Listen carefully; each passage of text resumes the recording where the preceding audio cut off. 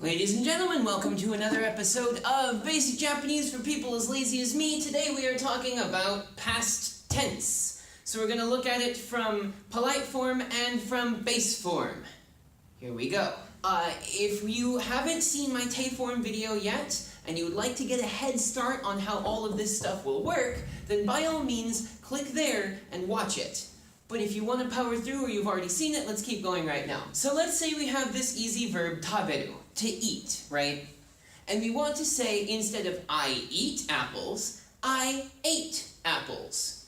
So like, I ate an apple, in English, takes the verb eat and switches it to ate. This isn't a good example because eat is an irregular verb, but the idea there is that you have to change the form of the verb, right? This is a conjugation. So we're conjugating into past tense from present tense. So we'll look at it from normal, just like plain tense, and we'll also look at it from the polite mas form.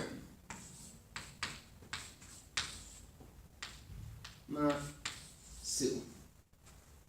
So, we've got taberu and tabemasu.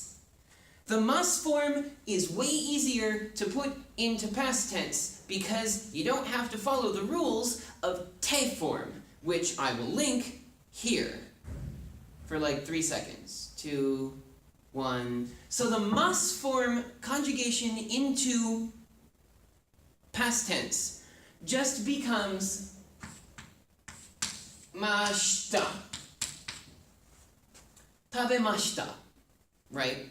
This actually is the same way that the te form works. I talked about it at the end of the te form video for when you have to conjugate the end of masu into te form.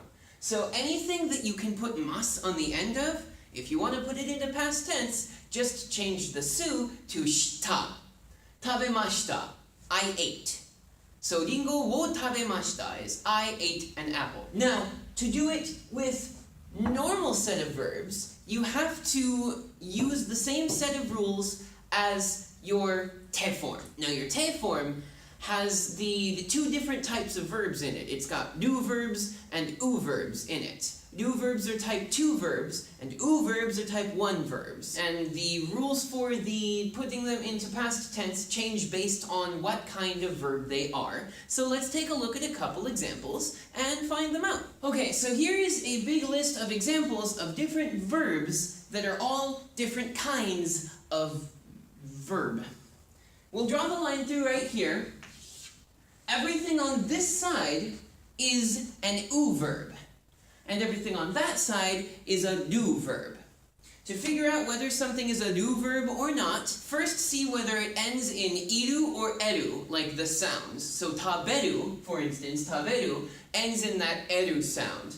Kaeru ends in eru. Biru, for instance, ends in that iru sound as well, regardless of what the consonant on the beginning of that last syllable is. If it is a nu verb, then in mas form, taberu becomes tabemasu, becomes tabemashita. Kaeru becomes kaemasu, becomes kaemashita. But in normal form, instead of just having this nu on the end of it, you just take these off and put ta on the end. Tabeta, I ate. Kaeta, I changed something, right? For the u verbs, everything's a little bit different because it follows the same rules as in the te form.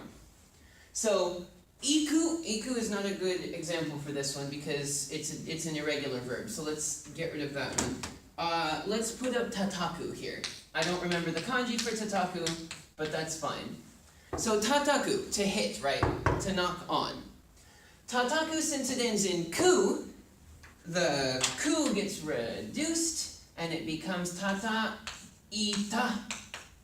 Tataita. We've already gone through how to set things into mas form. You take the last syllable and change the vowel portion of it to an e. So konomu becomes kono. This mu becomes mi, and then you put mas on the end of it. Manabu becomes manabi, and you put mas on the end of it, right? That's stem form. So the stem form plus the endings for te form is what you're going to be working with these things, right? So isogu, since it's gu, according to the te form rules, becomes iso ida, isoida. Kau becomes katta, little tsu, with a ta. You notice that all of these end in the ta with maybe some ten on it. Matsu becomes matta, the same as kau. And mamoru becomes mamotta. You'll see that these three are the same because they are part of the utsuru group that is part of the song that's in the te form that I talked about, where all three of these have the same conjugation here. So then let's look at konomu. Konomu becomes kononda. This verb doesn't actually get said very often. It's just the first verb that I could think of that has mu on the end of it. So kononda. Shinu becomes shinda. And manabu becomes mananda. Nda.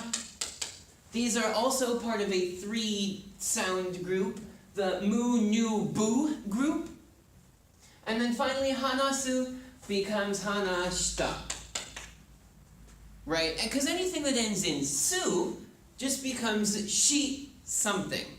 So in this case, it's mashita, or hanashita. You've watched me do this once, so why don't we try to do it in reverse then, right?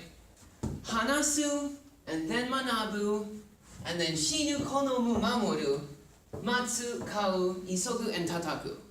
In that order. Well, and then also the do verbs over here. You don't really need to practice the do verbs so much because they are the easier ones to memorize, but you do need to remember how to figure out whether they count as a do verb or whether they count as a backstabbing, sneaky-ass oo verb, masquerading as a do verb. On your own time, go ahead and do this thing, and then tell me whether or not you have gotten the answers using that algorithm, that song that is in the te form video. Let's talk about irregular verbs. So here are just a couple of the irregular verbs that you'll get in Japanese. The irregular verbs all have their own different rules that they always follow by themselves and with nobody else because they're special snowflakes. So let's take a look at them. Suru is the first most common verb in Japanese because it is its own class of verb, like I explained.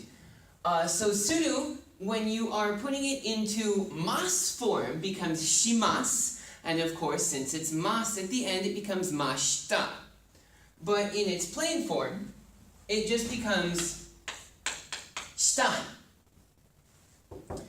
Iku, technically, since it's a ku verb, should be iita, but it doesn't follow that because it's irregular. It actually becomes ita.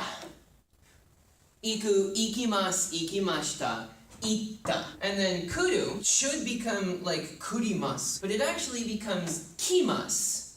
So kuru becomes kimasu, becomes kimashita. And in this case, it would be kita. Iru, you don't actually often see this kanji in the form of the verb. Normally it's just written with kana, but I wanted to illustrate the fact here. Because remember how I was telling you about how to figure out whether something is a do verb or not? Iru technically behaves just like a do verb, despite the fact that you can't see the last syllable here because there's only one syllable and it's here. So iru becomes imas, becomes imashita, and in its plain form becomes ita. So then des is the weird one. It's the second most common verb. In Japanese, it's the copula that you use at the end of declarative sentences, basically. It's the period that we have in English. So des actually becomes deshita. And then you kind of can't put it into mas form unless you want to do it the same way that you would do in te form, at which point you would have to make it go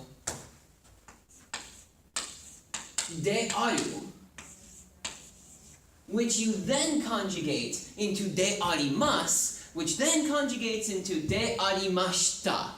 It's a bunch of extra work and it's dumb, but you'll probably need to know it at some point. So de aru becomes de arimashita.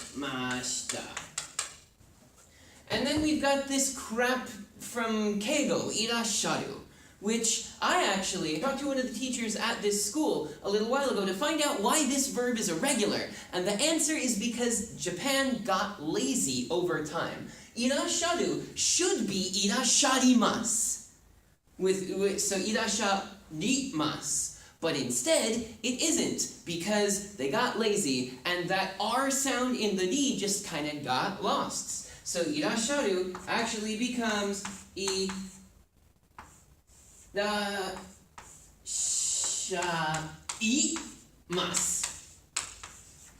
Irasharu becomes irashaimasu for the mas form, and it uses the same rules for the new verb here to become irashata.